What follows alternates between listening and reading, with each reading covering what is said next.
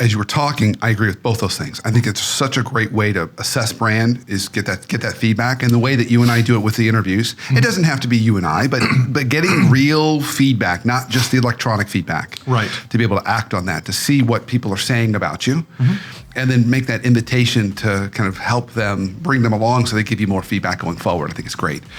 One other piece I might add to this is something maybe even more upfront in this.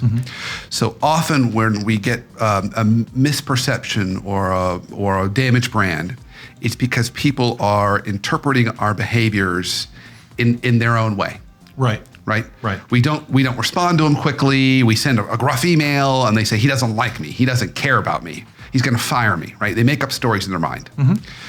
And so it's this balance. So I'll go back a little bit. When you and I work with private equity, typically there's really only two kinds of leaders that private equity put in their businesses. I'm a big fan of private equity in many ways, but they typically pull from two kinds. The first leader is the surgeon. Surgeon's job is simply to get the patient's dying on the table. They bought a business that's struggling. The surgeon goes in there and they are rough and they are gruff and they have very little to no bedside manner.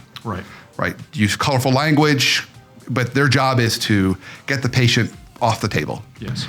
Their stint is typically about 2 years. And so their brand is never going to be very endearing, but it will be keep the patient alive. And then there's more like the general practitioner, right? Like the doctor you want to go see every year for your physical and they kind of guide your health. Then that's the second kind of leader private equity will put in.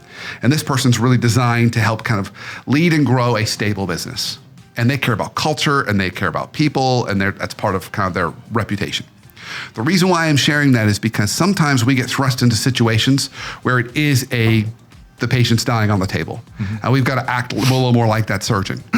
If you find yourself needing to act like a surgeon, you're not going to get a very endearing brand. And it's largely because you have to make these changes. They're tough changes, tough decisions. And if you don't, people are going to lose their jobs. Right. And where most leaders go wrong, it's not that they do that incorrectly. Often they drive really, really hard, and they've done that before. They don't tell their team why they're doing it. Great. That's a great insight. That's so important. So right out of the gate, say, hey, team, this is going to be a rough next 6 months. Yes. We've got a really important work to do. I want you to know I care about all of you. It may not always come across that way. It's because we've got some work that we need to do. When we're done with all this, we'll celebrate properly. Yes. But if you feel like we're not getting kind of that relationship time that you want, it's not because I don't care. It's because we just have a ticking clock behind us. And if you say that, then it allows people to understand your intentions and to give you a positive intent. And it comes back again and again and again to clear, open communication and candor again and again. So right out of the gate, if you state your intentions, it's going to prevent a lot of damage. But if you do find some damage, then get that feedback and then invite people to help you course correct down the road. But I see leaders move so quickly in those roles where they've got to be a surgeon, they forget to tell people why they're doing it. And then people make up all these stories about this person not being nice and doesn't care about them. And then that creates more issues they need to work through. So if we come back to this concept, this idea of, I think we're saying that leaders are often flying blind. They're not aware that there's brand damage. We kind of said that a couple of different ways. One of the things that we often teach and preach and coach in really every setting, either executive coaching or leadership foundry, is we talk about the need for specificity in feedback. Asking specific questions. We often joke, but we're actually pretty serious when we say it. The worst thing you can do is say, am I doing okay? Everything okay? Everything great? And what we'll get is yes, fine. So instead of doing the generic feedback request, Brandon, listen, yesterday in the meeting, I'm really not sure I showed up as well as I could have. If you could give me 2 coaching tips on what I could have done to present better and maybe really reach the room, what could I have done differently? Yeah. Oh my goodness, the feedback will be incredible.